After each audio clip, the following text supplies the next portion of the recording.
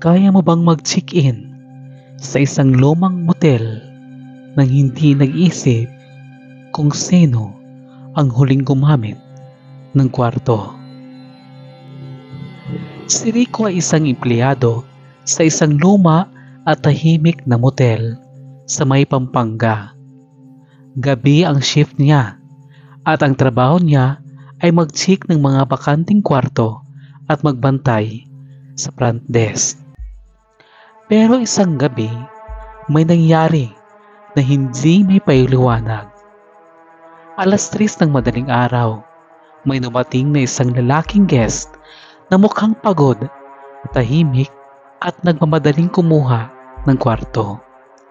Pagkatapos ng ilang minuto, habang naglilista si Rico ng record sa front desk, biglang may narinig siyang mahihinang katok mula sa hallway.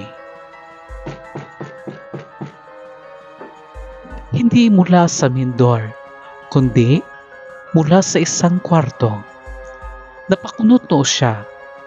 Bawal ang bisita sa ganoong oras. Kaya tumayo siya para tingnan kung sino ang kumakatok. Habang palapit siya sa kwarto, number 214, nakita niyang wala ng tao sa hallway. Tiningnan niya ang CCTV. Walang ibang tao sa pasilyo. Maya-maya, bumukas ng bahagya ang pinto ng kwarto mula sa loob. Sumilip siya at kumatok. "Sir, okay lang po ba kayo?" Walang sumagot.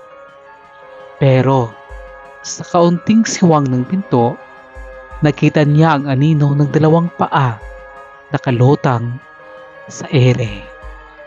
Dahan-dahan niyang itinulak ang pinto at doon niya nakita ang lalaki na nag-check-in sa kanya. Nakasabit ito sa kisame. Agad siyang napaatras. Nanginginig. Tumakbo siya pabalik sa front desk para tawagan ng pulis.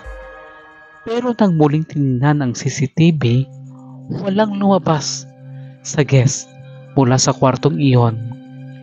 Pagdating ng pulis, binuksan nila ang kwarto at walang laman. Walang palatandaan ng tao. Walang palatandaan ng kahit anong nangyari.